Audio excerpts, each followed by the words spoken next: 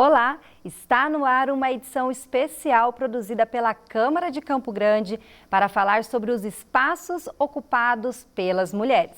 Neste mês de março, que marca a luta feminina, a Procuradoria da Mulher propôs o diálogo sobre o direito das mulheres à cidade. Neste programa, vamos abordar os desafios enfrentados pelas motoristas de aplicativo.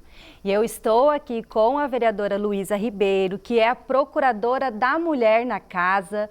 Também estou com a Nicole, que é motorista de aplicativo, e a Sônia, que também atua como motorista de aplicativo. Obrigada pela participação de todas vocês hoje aqui no programa, eu agradeço. Nós aqui agradecemos a oportunidade. Tá certo. Agora antes, nós vamos acompanhar um material da Sônia, contando um pouquinho sobre a sua história profissional. Vamos lá. Sônia, por que você decidiu ser motorista de aplicativo? No começo foi por conta da flexibilidade, né, e que só dependeria de mim para poder conquistar o financeiro que eu precisava, né? Então ia depender só da minha dedicação, do meu trabalho, principalmente. E há quanto tempo que você atua como motorista? Bom, eu tô já no ramo mais ou menos 3 anos e meio que eu já comecei como motorista de aplicativo. E quais são os horários, né, que você opta para fazer as corridas?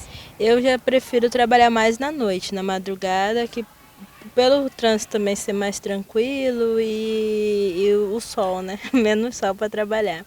Aí, normalmente eu trabalho finzinho da tarde até 6 horas da manhã, 5 horas, dependendo do fluxo. E por você ser mulher, você sentiu essa insegurança de atuar nesse ramo? Então, no começo, que não conhecia direito muitas regiões de Campo Grande, a gente ficava um pouco inseguro, né, de saber aonde andar, mas depois que você aprende a conhecer melhor os bairros, as regiões, ruas sem saída, onde tem pouca iluminação, tomar um pouco mais de cuidado, aí vai ficando tranquilo. E nesse período de trabalho, já aconteceu algum assédio? Conta pra gente. Bom, infelizmente eu passei por uma situação bem complicada, né? Na madrugada, era mais ou menos umas 2 horas da manhã de um sábado à noite, e aí eu fui abordada, eu embarquei um passageiro, né? Aparentemente estava tudo normal, mas ele começou com um papo muito estranho. Logo você já percebeu que alguma coisa estava errada. Aí eu comecei a tesourar, já mudando a postura, não responder só o essencial. Aí ele até na época ele falou assim, desculpa, né, eu tô sendo indelicado, né? Eu falei, tá demais, então é melhor a gente parar de conversar. E nisso a gente foi conversando. Só que ele cada vez mais aumentando o assédio, né? Que na época foi caracterizado importunação sexual, porque ele não encostou em mim porque eu não permiti, que na hora do veículo mesmo eu já tive uma postura com ele, comecei a gritar, porque infelizmente tem mulheres que entram em choque, né? Na hora eu não entrei em choque, comecei a discutir com ele, mandei ele parar, que nem eu falo assim, hoje, uma situação dessa, quando ele começou já tinha encostado o carro e mandado ele descer. Porque já começou errado, né? Então eu fui levando porque eu acreditava que tinha que levar ele até o final. E no meio do caminho, parei no posto de gasolina, mandei ele descer do carro e tal. Mas é uma situação bem chata, porque é uma insegurança tão grande que só tá você e a pessoa, você, né? Como que eu vou sair num braço, um exemplo, com um homem, né? Ele é bem mais forte. Então foi uma situação muito complicada que eu fiquei 2 dias sem trabalhar até me recompor e ver que eu não poderia deixar aquilo me abalar e continuar, né? Então, Sônia, a gente assistiu aqui um pouquinho sobre a sua história, sobre o assédio que você enfrentou na sua atuação profissional. Como que isso impactou a sua vida? Conta pra gente. Bom, no começo fica aquela insegurança de voltar a trabalhar, né? Porque daí você fica pensando assim, será que vai acontecer de novo? Porque, infelizmente, hoje, quando a mulher ela sofre um assédio, ela sempre acredita que a culpa é dela, que foi uma postura dela, algo que ela induziu aquela situação, né? Então, aí você começa a fazer aquela reflexão, e aí eu tive muito apoio dos meus amigos motoristas de aplicativo, principalmente, que falaram, não, você não pode desistir. E eu sempre trabalhei na madrugada, né? E aí eu falei assim, não, eu não posso parar que a gente precisa trabalhar, tem que pagar a conta e não dá para ficar sofrendo. E aí eu comecei a tomar algumas posturas, por exemplo, não conversar mais. E também depois disso, eu tive muita orientação de motorista mais antigo, que é o que a gente sempre fala, né? Nunca rode sozinho. Procure, tem vários grupos, procura um que você se identifica mais, que eles te dão muito apoio de postura, como que você pode se cuidar e começar a trabalhar e sempre, se você se sentir insegura, você não é obrigado a levar a corrida até o final, porém você não vai parar em qualquer lugar e mandar o passageiro descer. Então, daí a gente começa a orientar, sempre procurar um lugar movimentado, parar. Bem para frente de uma conveniência, está cheio de gente, você chega e fala assim, manda descer, que você não é obrigado a levar o passageiro até o final do caminho. Porque se a gente fala assim, né, Nicole, se começou errado, vai terminar errado. É muito legal essa parceria que os motoristas, né, entre vocês que acontece, né, muito bacana isso. E em relação a você, Nicole, quanto tempo que você já atua como motorista de aplicativo? Bem, eu atuo já tem uns 3 anos já. Eu iniciei em 2019, em outubro. E desde lá eu passei, assim, não vou dizer que eu passei momentos difíceis, mas alguns preconceitos de algumas pessoas que elas viram que eu era uma pessoa trans e aí e abordaram esse tema comigo, né, por ser trans. E eu acho que na categoria de motorista de aplicativo são poucas as mulheres trans que trabalham, né, porque muitas têm medo do preconceito e da reação das pessoas, né, porque a gente não sabe se alguém vai te dar uma facada, se vai, né, o que pode acontecer. Hoje a idade média de idade de vida de uma mulher trans é até 35 anos, né.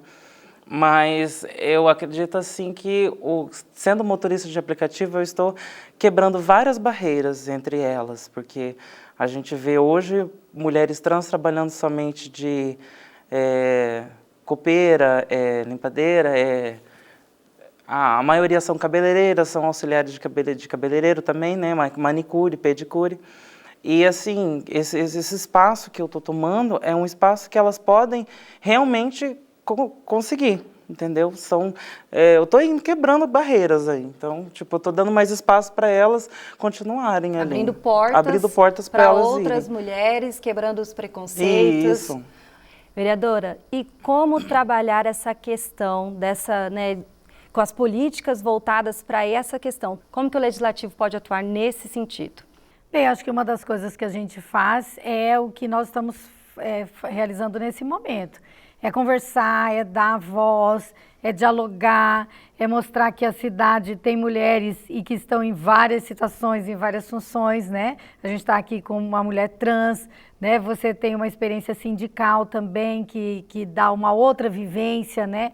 A Nicole também tem uma experiência associativista, reivindicatória, que a gente conhece de muito tempo. Então, assim, trazer essa discussão, dar acesso às pessoas que têm experiência a falar sobre isso, trazer os principais problemas, levar para a Câmara dos Vereadores, que é um ambiente também que ali difunde rapidamente, né? Pode até surgir políticas públicas. Eu acho que tudo isso é caminho para derrubar o preconceito, para acabar com a violência.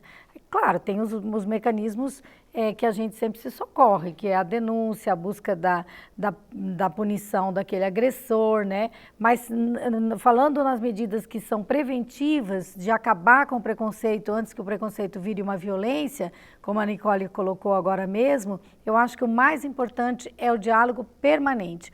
A conversa permanente sobre as nossas vidas, sobre como é que a gente vive na cidade e quais são as nossas dificuldades, como é que a gente atravessa cada dificuldade dessa. E essa conversa, esse diálogo lá no grupo dos amigos, que você colocou muito bem, com aquela orientação deles, você vai se fortalecendo, em casa, no escritório, no trabalho, no poder público, enfim, a melhor coisa é dialogar sobre os problemas. Cada pessoa vai ter a sua realidade, vai ter os seus desafios, o seu dia a dia, e é importante a gente estar sempre debatendo, levando a informação. E, vereadora, você, como mulher, já também sofreu preconceito no ambiente dentro da política? Ah, sim, a política é um espaço muito masculino, né? E aí, quando você começa a ter uma militância, né, que você vai para as reuniões, primeiro até que você começa a se mostrar, vem aquele papo sempre assim, vamos colocar uma mulher aqui na mesa para ficar mais bonito, para a gente enfeitar o nosso plenário. Perfumar o ambiente, como se isso fosse um elogio, né? Mas todas nós já respondemos bastante sobre isso e a gente diz mesmo, nós estamos aqui na condição de mulheres e a nossa condição é de igualdade entre os homens e a nossa participação tem que ser reconhecida da mesma forma, não somos um destaque para embelezar o ambiente. E aí, é claro que você começa a reagir como uma militante, como uma pessoa, e sempre pode ter, né, aquele colega que não aceita bem a mulher no espaço, né? E no espaço de poder, muito mais, né? Então, sofri preconceito? Sofri, já, bastante. Eu lembro até uma vez que eu fui fazer uma reunião com um senhor que é liderança comunitária, e aí, por coincidência, fui eu e meu marido, porque era um sábado à tarde, a gente estava fazendo outras coisas, vamos lá, já chegamos.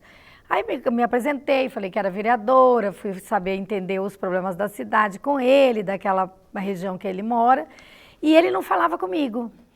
Ele me ouvia, mas ele respondia para o meu marido. Ele, bem sabe, comum ele não isso. conseguia, sabe, aquela coisa estava tão forte nele, de não me aceitar, não aceitar aquela figura de mulher como uma vereadora, que ele olhava para mim assim, para outras coisas, mas na hora de responder, ele olhava para o meu marido e ia respondendo.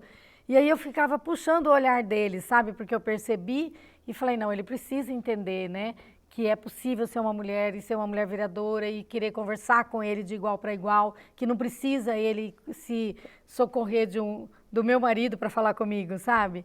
Então, assim, é muito forte o preconceito ainda.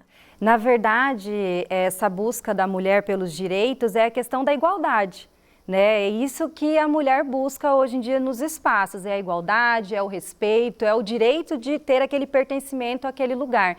E é isso que você está falando, vereadora, essa construção da sociedade, ela já tem esse mecanismo natural de que o homem está à frente das demandas e ele que está naquele sentido de liderança, talvez por seu marido estar com você, ele que poderia estar naquele posição de liderança. E como a gente pode trabalhar, né, e atuar nesse sentido, além do diálogo, além da gente propor essa troca aqui de vivência, como a gente pode atuar nesse sentido? Bem, a militância ela é necessária em todos os setores. Então, assim, desde a construção de políticas públicas, que é muito importante, a ocupação dos espaços, né? Porque isso também é necessário hoje, a gente fala de cotas, a gente fala de participação da mulher na política, de participação da mulher em todos os espaços, a gente tem até um jargão, o lugar da mulher é onde ela quiser estar, enfim. Então, essa representatividade da mulher, seja, né, também da mulher trans, enfim, isso tudo vai criando uma cultura diferente, né, em relação a essa compreensão sobre a igualdade de gêneros, né.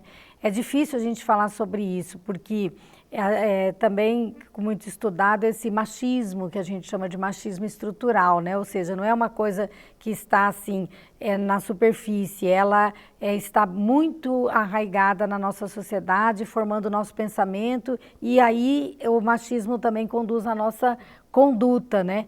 A nossa, que eu digo, porque também as mulheres sofrem, né, e fazem o machismo no seu dia a dia, porque não é fácil, a gente vem de uma cultura, né, que é do patriarcado, e nós mulheres também reproduzimos um pouco dessa cultura. Então, a formulação de políticas públicas, ocupação de espaço, né, militância diária, no carro, né, no trabalho, onde a gente estiver, para que a gente vá rompendo essas dificuldades. A luta pelos direitos, ela tem que ser diária e feita por todas nós. Em relação, Sônia, à questão da motorista, né? Você sente que a passageira, ela prefere solicitar uma corrida com uma motorista mulher? Nesse sentido, assim, eu também já estou no aplicativo já há um bom tempo, né? Eu percebo muito que em relação à mulher, ela gosta de ser atendida por outra mulher. Só que você percebe, apesar da preferência, um pouco do preconceito por você ser mulher e estar dirigindo ali. É que nem a vereadora falou, né? Que a própria mulher, ela reflete a fala às vezes, como ela cresceu, né? Que sempre fala assim, não, mas é o jeito dele, deixa ele. Não, você tem que corrigir, não é o jeito dele, tá errado, né? Tem que aprender a lidar com situações e falar mais com uma mulher. Na verdade, a igualdade, não é por ser mulher que você vai destratar e tal. E a gente percebe que tem essa insegurança. Só que assim, ó, vou te dar um exemplo bem simples.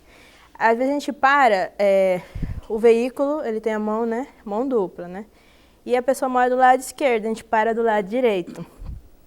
É muito mais fácil a pessoa atravessar do que eu parar numa contramão. Nessa hora entra uma viatura, me multa. E aí ela acha que você está fazendo de birra com ela, né? Você sente a mulher revoltada, desce do carro, bate e assim, tem umas que xinga. Você não viu que é do lado esquerdo? Aí você fala, nossa, que desnecessário. Não é uma avenida que ela vai atravessar, que senão a gente daria a volta, fazer o retorno. É uma rua pequena, então aí você já vai sentindo até esse tipo de preconceito. Aí só que dela vai te dar uma nota baixa para uma mulher. Aí já diminui, são poucas as mulheres motoristas, né? Mas se Deus quiser a gente vai aumentar ainda esse número, porque muita gente ainda tem esse medo, né, de assalto, principalmente o preconceito também, e a insegurança de estar atrás do volante para dirigir. E aí você percebe, né, que ela deu nota baixa, então ela já diminuiu, por exemplo, ela me deu 1 estrela. Eu já sou uma pessoa que, quando eu estiver na rota dela, já não vai cair para mim. Então, se tiver outro homem, porque o logaritmo do aplicativo, às vezes, ele já direciona a mulher para pegar a mulher. E aí, você dando uma nota baixa por uma coisa boba, porque ela te levou em segurança, eu deixei o passageiro em segurança, peguei em segurança, tudo tranquilo. Mas uma pequena atitude, não sei por a razão do dia da pessoa, aí você tira de foco que eu não vou mais te pegar. Então, às vezes, estou ali na região e vai mandar sempre um homem. Então, essas pequenas atitudes também a gente tem que refletir. Que o aplicativo, quando você avalia, somente as mulheres que avaliam outras mulheres, e por ser mulher estar no volante também, a gente recebe uns tipos de avaliações que a gente não entende, que a pessoa o nosso objetivo é te pegar aqui e te desembarcar ali. Só. Levou insegurança? Não aconteceu nada de extraordinário? Eu te agredi? Nada. Então, pronto. É isso que você está avaliando, o serviço. E não se a pessoa conversou com você, né? Se ela olhou nos seus olhos, se ela deu... Gente, é o essencial, é bom dia, boa tarde, boa noite, né? Tudo bem? Eu acho que é isso daí. Então, e aí isso você diminui, porque você fica dando nota baixa por outras mulheres, por ser mulher no volante, que você sente, é nítido, que a mulher se sente incomodada. E aconteceu uma vez de um casal entrar, daí, vamos colocar o cinto que é uma mulher. Aí eu respirei, né, a gente respira. Aí eu respirei, olhei assim e falei assim, se quiser, eu encostei o carro, estacionei, falei, se quiser, pode descer e chama até cair um homem. Que na hora, depois que eu vi, falei, puta, aí já minha nota já baixa, né? Mas quando a gente vê, já falou, porque, né, é tanta arrogância que tem momento assim que a gente consegue fingir que não entendeu. Mas tem momento que a gente precisa corrigir a postura do passageiro, que isso é totalmente machista, é um desrespeito, porque só porque eu sou uma mulher e vou dirigir, entendeu? Tipo, eu tenho medo de uma mulher estar dirigindo.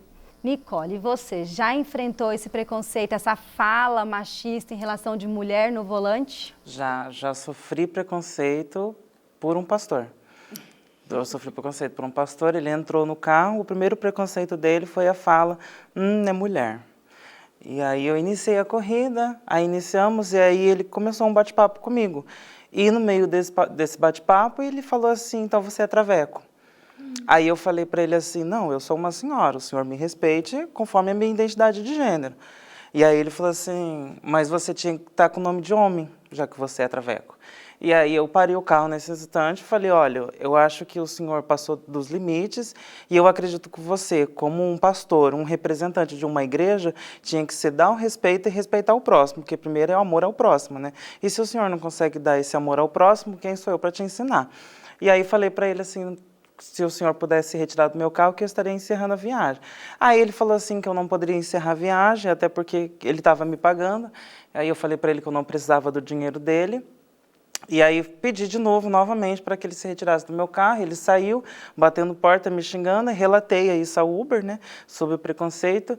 E assim, a maioria dos passageiros, principalmente realmente as mulheres, são as que mais têm esse preconceito com a gente que é mulher, né? Principalmente a mulher. Já sofri também por algumas mulheres sendo trans, só que assim, o preconceito dela sobre mim ser trans foram, você é trans, aí tipo, ficaram meio assim, eu entendi, aquela reação nos olhares a gente entende, né? E aí sempre vem aquela nota baixa, tipo, não gostei, entendeu? Isso vai diminuindo a gente na nota, então faz com que as próximas motoristas que elas pegarem sejam homens ou sejam poucas as mulheres. E o machismo entre os homens são os que mais, sabe? Eles entram, já vê que é mulher, já fica assim, né? Assédio é algo que a gente sofre constante, né? Principalmente à noite. Eu acho que à noite, assim, a gente tem que ter um pouco mais de malícia com as pessoas, porque os homens, principalmente, eles têm mais tendência a não abusar fisicamente, mas abusar verbalmente da mulher, por ela estar à noite ali e ficam, mas você não tem medo de estar aqui trabalhando essas horas da noite, né? Você sendo mulher, e se a gente está com uma roupa mais decotada, eles ficam, nossa, você tem, né, tem uns selos bonitos, né? Nossa, tá bem arrumadinha, né? Tá bem maquiada, a gente já sofre de preconceito. Então, tipo, corridas assim, a gente já para e já pede para o passageiro descer, né? E há um suporte assim do próprio aplicativo em relação a isso? Tem um suporte do aplicativo, né, que tem o que a gente chama a polícia, né, que a gente pode acionar a polícia, com a localização o aplicativo manda para a polícia. E graças a Deus eu nunca precisei, porque a gente encosta o carro e fala assim, desce, aí fala, se você não descer eu vou chamar a polícia, porque a gente não é obrigado, né? Então o aplicativo ele tem na norma dele que o carro é seu. Então é o que você sente seguro naquele momento. Então, se está numa situação constrangedora, você não é obrigado a ficar ali, nem o passageiro é obrigado a ficar ali. Ele pode também pedir para encostar, desce e cada um segue sua vida, né? Não tem por que você permanecer. Então, e tem como relatar também no aplicativo o tipo de assédio, o tipo de acontecimento que acontece com o passageiro. Então, a gente faz um relatório. Maioria das vezes a gente faz esse relatório contra o passageiro, né? A maioria das vezes, alguns passageiros são bloqueados da Uber, outros não são. Daí sofre o bloqueio. Aí sofrem o bloqueio e... Mas aí não vai mais a corrida para você ou ele não pode mais utilizar o serviço? Não, ele não utiliza mais o serviço. É bloqueado o aplicativo para ele. De imediato, né, ele bloqueia para o motorista. Aí ele vai ficar em análise para ver se ele vai repetir com outra mulher. E aí, se for constante, aí ele é bloqueado e é avisado que ele foi bloqueado porque não condiz a postura dele com o aplicativo, ele pede. Em relação, né, vocês estão falando muito dessa questão da própria mulher ter o preconceito com vocês. É necessário isso, né, vereadora? Você debate muito essa questão na casa da sororidade em relação, né, às mulheres. Sororidade é uma palavra, né, que designa esse apoio, né, essa solidariedade entre as mulheres. E isso é muito importante, é que nem a gente estava falando, né?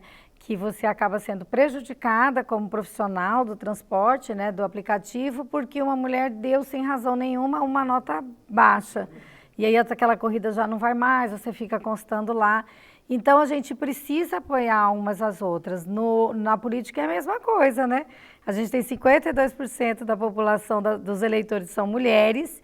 E na hora que a gente vai verificar os eleitos, né, majoritariamente são homens. Claro que tem a questão estrutural, né, dos homens terem mais apoio financeiro para as campanhas, as mulheres não conseguem alcançar, às vezes, os eleitores, mas mesmo assim a gente ainda percebe que não há aquele apoio da própria mulher ao enxergar a outra com esse olhar, com essa preocupação que a gente chama de sororidade, né? Então, é isso que a gente também tem que falar. Onde tiver uma mulher, a outra tem que levantar, tem que socorrer, tem que estar próxima, né? Tem que se apoiar. Como os homens se apoiam, porque isso não é uma coisa que está surgindo agora entre nós, as mulheres. A verdade é que entre os homens há essa tolerância, né? A gente vê isso no dia a dia, na prática, numa sala de trabalho e tal. Se o homem é chefe, o outro, né, ele dá um perdãozinho ali e tal. Então, a gente também tem que fazer isso entre nós, Até porque as mulheres já carregam muitas dificuldades, né? Para sobreviver, tem uma carga excessiva de trabalho, o trabalho doméstico não é remunerado, a gente que tem que cuidar, se tem uma pessoa doente, você vai no hospital e passa pelas cuidadoras, assim, por quem está cuidando os pacientes, assim, 90% são as mulheres, né? Entre mulher jovem, mulher idosa, tá ali cuidando do seu doente, né? Então isso é uma tarefa social que ninguém paga e que não te desonera de outras. Você tem que somar isso à sua agenda de trabalho, ao seu expediente, tem que cuidar das crianças, tem que cuidar da educação, tem que cuidar, né? Então, assim, a gente precisa ser apoiada, né? E aí o primeiro é o apoio entre nós, né? As chamadas sororidades. Com certeza a gente precisa mesmo se apoiar. E agora eu vou falar sobre uma questão da desinformação.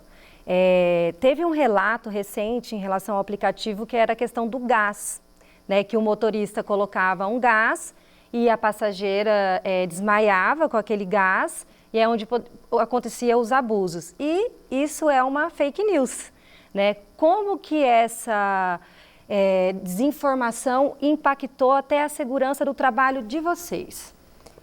Isso foi engraçado no bom sentido, né, que refletiu até nas mulheres motoristas, como se a gente também fosse fazer alguma coisa com elas. E nada mais é que isso daí coloca no ar-condicionado, já foi provado que não tem como, porque a passageira está atrás, então passa primeiro pelo motorista, como que ele não ia desmaiar, entendeu? Teria que estar usando uma máscara especial de gás, igual a polícia utiliza, né, de efeito moral, teria que usar uma máscara especial. E aí ela não é o suficiente para parar esse aquela gás. Máscara que a gente usa normalmente por conta ela da não Covid. é. Uhum. Então não tem como. Esse daí foi uma fake news, né, que até uma influenciadora foi fazer essa brincadeira infeliz de mau gosto que criou um caos nacional, porque não foi só aqui, foi geral. Porque, às vezes, o motorista ele tem no carro um cheirinho, ele solta aquele barulho, que solta, igual tem gente que usa na residência, né? Aromatizante. Uhum. E aí, aquilo ali, a pessoa já ficava, ai, meu Deus, vai... Eu utilizo o aplicativo e fiquei com isso, e aí, conversando com você, eu consegui, né, me libertar desse medo, dessa insegurança de usar o aplicativo. E como, Nicole, a passageira pode se proteger com o aplicativo, né? Como que é feita essa segurança para a passageira que usa o aplicativo? Olha, ela pode naturalmente sentar atrás do motorista quando for homem, né? Que ela sentir em perigo, ela pode sentar realmente atrás dele. Normalmente algumas já mandam a localização para familiares, né? Falam com seus familiares ali naquele exato momento. Outras já ficam em sinais de alerta, porque a gente não conhece as pessoas. A gente pode estar aqui julgando todo mundo, mas nem todo mundo é o que parece ser. Mas tem como reportar também motorista de aplicativo, no próprio aplicativo, né, por relatos de assédio, principalmente quando é mulher, tem essa opção lá no aplicativo. E se cuidar, ficar um pouco atrás do motorista, não ficar a proximidade dele te pegar, tipo, sempre sentar atrás dele, ou num pedaço ali onde você vai conseguir pelo menos sair do carro quando o carro estiver parado, não em movimento. Claro, não se joga do carro em movimento, por favor. E tem essa questão agora de sentar na frente. Agora, depois que a pandemia já melhorou, né, a questão da pandemia, mudou essa regra? De sentar na frente, Então, a regra de sentar na frente voltou, agora, porque antes, quando começou a época do Covid, eram somente 3 pessoas, então as 3 pessoas sentavam atrás. Agora, a Uber normalizou de novo as 4 pessoas, então são 3 atrás e 1 na frente. Muitos passageiros ainda querem sentar na frente. Eu não deixo, por falta... Acho que eu já me acostumei com essa parte de 3 atrás e ninguém sentado na frente. Mas sempre tem um pessoal que está indo para balada, né? E tem como você levar 4 pessoas, né? A gente acaba levando, não por... A gente analisa, na verdade. A gente está analisado. Porque, né, o aplicativo ele ainda deu uma flexibilidade. Agora, por exemplo, assim, você leva se você quiser. Se você se sentir seguro, você leva 4 pessoas. Se você não se sentir seguro, você pode levar só 3. Por isso que ainda vai acontecer de motorista chegar na parada e falar assim, não, eu só levo 3. Às vezes a pessoa também não sente segurança, porque... às vezes as pessoas que tem... o homem, ele sempre quer sentar no banco da frente, né? tem esse detalhe. E fica até uma dica, né, para todos, quando você sentar, não abrir a perna. Porque daí a perna fica do lado do câmbio. Aí às vezes você quer trocar a marcha aqui, daí vai falar que você passou a mão na perna do motorista. E também fica assim também para as mulheres. Então, quando você sentar, você tem esse cuidado de não abrir a perna. Que daí a pessoa senta, abre a perna, e aí, na hora que você troca, aí você encosta e fala, ó, o motorista passou a mão na minha perna. E aí você tem que tomar muito esse cuidado. Por isso que é bom sentar atrás, tem um espaço, à vontade, né? Igual vocês sentavam com os taxistas antigamente. É que veio com essa... algumas pessoas falam assim pra mim, eu prefiro sentar na frente para que o motorista não se sinta... que fala? Inferior, né, por estar prestando serviço. Não, a gente fica até feliz quando senta atrás, que fica mais, aquele espaço, a gente fica mais à vontade. Porque aqui parece que o tempo todo está sendo analisado o que você faz, a marcha que você troca, né, o tempo todo aquela avaliação. É o conforto e segurança, né, para os dois que estão ali no veículo. E agora vamos falar um pouquinho sobre a questão das vias. Como que isso influencia no trabalho de vocês? Vamos lá, Nicole, me conta como que é a situação aí das ruas de Campo Grande para você poder dirigir, a questão da iluminação. Então, fala um pouquinho para a gente. Péssimas. Desculpa. Assim, Campo Grande tá um pouco sinalizada, não vou dizer assim sinalizada, mas iluminada. Tem muitos lugares aí, muitos bairros que são pouco iluminados, então isso já gera uma insegurança de chegar em certos lugares, principalmente os bairros que a gente sabe que não são mal frequentados, mas são mal falados pela sociedade, tipo, e são nesses bairros que tem poucos postes de luz, né, pouca iluminação, pouco policiamento, né, que eles fazem lá, pouca ronda, né. E buraco em Campo Grande é o que mais tem, então a gente não pode falar só da iluminação. Eu acho que os buracos em Campo Grande estão cada vez crescendo e está difícil, porque se estoura um pneu é R$300, né? E aí você passa mais de um, estoura o outro, são quase R$400. Você vai ver aí, você já estourou 4 pneus Então, assim, Campo Grande está crescendo, só que a iluminação e a revitalização dos asfaltos em Campo Grande, assim, está muito ruim, de verdade. Eu acho que a gente tem que levar essa questão, assim, de reunir de todo, não só o motorista de aplicativo, mas todas as pessoas que utilizam de carro em Campo Grande e levar essa questão à prefeitura, que realmente a revitalização de Campo Grande precisa ser feita, precisa ter um cuidado. E tem muitos bairros, assim, que não estão sendo asfaltados, né? E aí, quando chove, há uma rua, assim, tipo, há lugares que realmente inundam por causa dessas ruas que não são asfaltadas, né? Somente ali na Guaicurus, ali antes de cair aquela ponte ali, que eu não sei o nome da rua ali, uma rua perto da Guaicurus, caiu a ponte. 3 ruas mais para cima que não são asfaltadas, quando chovem ali, elas inundam a Guaicurus ali, tipo, ficam uns 1 km, assim, só de rua cheia de água e de barro, que ninguém consegue passar. Então, assim, a situação de Campo Grande está meio crítica, eu acho que... E a gente está vivendo também esse período de chuva, né? Cada dia é pior. Quando chove constante. Não é nem 10 centímetros, é quase 1 metro só de água, né? E aí no Legislativo, a gente, né, a atuação do parlamentar, né, é nessa questão de cobrar o Executivo. Como que vem sendo esse trabalho, vereadora, nesse sentido? Isso é uma questão muito relevante, porque tanto a iluminação ela é necessária para a segurança, né, do passageiro, do morador, de quem está trafegando, está andando a pé, enfim, mas ele também ilumina a rua que você transita, né? Então, assim, o buraco fica mais fácil de ver, se tem algum problema na via, né? Então, assim, a iluminação pública é uma situação assim que a gente não pode entender como um problema de chuva que desgasta o asfalto, ou porque a via não é asfaltada, então é assim mesmo, é difícil asfaltar todas as vias da cidade. Então, o que eu acho que é mais relevante nessa questão da segurança da gente, especialmente das mulheres e tal, é a iluminação pública. Não justifica uma cidade escura, né? Porque a iluminação pública ela pode ser resolvida independente dessa situação de intempéries. Por exemplo, agora a gente está vivendo um tempo de chuvas longo, né?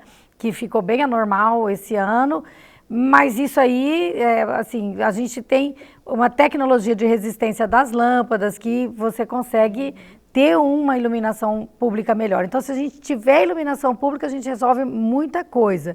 Agora, o asfaltamento tem que ser de qualidade, quando ele é feito originalmente, e o reparo, né, que é o tapa-buraco, que é a grande questão, porque a gente discute muito isso lá na Câmara, já discutimos anteriormente também, o problema da qualidade dos serviços, né? Quanto custa esse serviço e como que ele acaba danificando mais a via ainda, porque ele faz um remendo que não é útil, que logo arrebenta novamente, que vai mais recurso público e aquilo vai aumentando o buraco na via, né? Então, o trabalho da gente lá na Câmara é discutir a qualidade dos serviços públicos, a frequência como ele é feito, né? E se atentar muito para essa questão da segurança do motorista, né? E um dos elementos que dá para resolver, que é importante, é a iluminação pública. Vereadora, e em relação, caso ocorra algum assédio, onde que a mulher pode buscar ajuda aqui no nosso município? Bem, tem que se socorrer das forças de segurança o mais rápido possível, se aquilo tiver assim na iminência de ser uma agressão e tal, né? Precisa chamar, e vocês já sabem, né, o 190 e acionar rápido mesmo a polícia para vir. Agora, para lavrar a ocorrência, sendo à noite e tal, tem que ser nas DEPACs. Durante o dia, durante a semana, pode ser nas distritais, que são as delegacias das regiões, para você fazer a ocorrência. É importante fazer a ocorrência. A gente sabe também que às vezes o serviço de segurança nos dificulta narrar uma ocorrência, né? E a gente, como tudo, né, o serviço público, então, mas insiste, fala com o delegado ou com a delegada se for o caso, para ter a sua ocorrência lavrada, porque também está aquele servidor lá com aquela fila de gente esperando, e aí muitas vezes ele, mas foi só um assédio, né? E já diminui essa questão, porque para ele não é tão relevante. Então tem que insistir, a gente fala isso não só de crime contra a mulher, a gente tem crimes contra criança e adolescente que são gravíssimos, que às vezes chega nas DEPACs e acaba não tendo a atenção necessária, mas insista.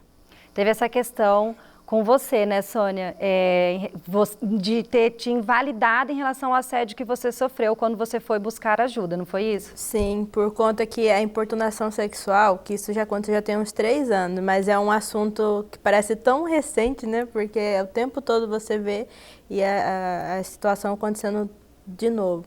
E por ser importunação sexual, não encostou em você, não ficou pelado, mas é porque eu não permiti, eu gritei com ele, não deixei que encostasse em mim. Mas é uma pessoa que entra em choque, aí você fica com a situação, então eu tenho que esperar ele ficar pelado, falar, pronto, agora é um crime. Agora eu posso denunciar. Então a gente tem que realmente insistir para que seja feita todo o processo na hora da denúncia, porque a importunação sexual é um crime. Ir atrás dos seus direitos, né, da sua segurança. E agora, para a gente finalizar o nosso bate-papo hoje aqui, Nicole, você, que mensagem de incentivo que você deixa para as mulheres? Se sentir em perigo, se sentir que está em perigo, pare a corrida, desça do carro, chame alguém. Se parar em uma rua movimentada, desça do carro, grite socorro, que realmente não dá para facilitar o assédio e há muitas coisas acontecendo de errado por aí. Fazendo uma brincadeirinha, só não se joga do carro. Só não se joga do carro, pelo amor de Deus. Movimento. Bom, e você, Sônia, que mensagem que você deixa de incentivo para as mulheres ocuparem os seus espaços? Bom, o que eu gosto de frisar muito é que você não é a culpada, né? Eu falo hoje que hoje eu faço uma terapia para me ajudar com tudo que já aconteceu. Então, busque sempre um amigo e comente o que aconteceu, porque é crime. Você não é a culpada, né? Não é porque você é mulher, estava andando de madrugada trabalhando, que você estaria propícia a convites absurdos. Então, você tem que se impor, você tem que ter coragem e denunciar. Não deixar essa impunidade em vão. Tem que ir atrás, porque você não é culpada. A sociedade que precisa aprender a ter uma postura que não é por você ser mulher e estar num ambiente, como eles falam, você está trabalhando de madrugada e você tem que se submeter a situações. Você está em busca do seu sustento, né? Do seu sustento. Vereadora, por favor. E é a sua escolha, né? Então, a sua escolha tem que ser respeitada. E essa questão da cultura de culpar a vítima é também muito presente, né? A roupa que a vítima estava usando. E é claro, é uma cultura da opressão. Então, você oprime ainda mais quem está oprimido. Então, é por isso que você culpa a vítima, você entendeu? Então, assim, é uma cultura de opressão que vem há anos, né? Há décadas, há séculos, reforçada aí pela essa noção do mais forte contra o mais fraco. Então, quando você está diante de uma reclamação daquele que a sociedade ou o outro vê como oprimido, aí você coloca mais carga sobre esse oprimido. Então, você culpa esse oprimido porque ele fez essa atitude. Então, por que que você não escolheu um marido melhor quando você tem um conflito e que passa para violência doméstica, né? Por que que casou com ele que era mais jovem? Por que que casou com ele que era mais rico, mais pobre? Enfim, é sempre você. Por que que você usou aquela roupa? Por que você escolheu essa profissão? Por que que nessa profissão você quer trabalhar à noite, na madrugada? Porque, então, assim, é a cultura da opressão. Então, a gente tem que combater isso e entre nós com sororidade, que nós falamos hoje aqui. Obrigada pela participação de todas vocês hoje aqui. Importante esse nosso diálogo para fortalecer as políticas que protegem as mulheres, permitem que elas ocupem seus espaços com respeito e igualdade.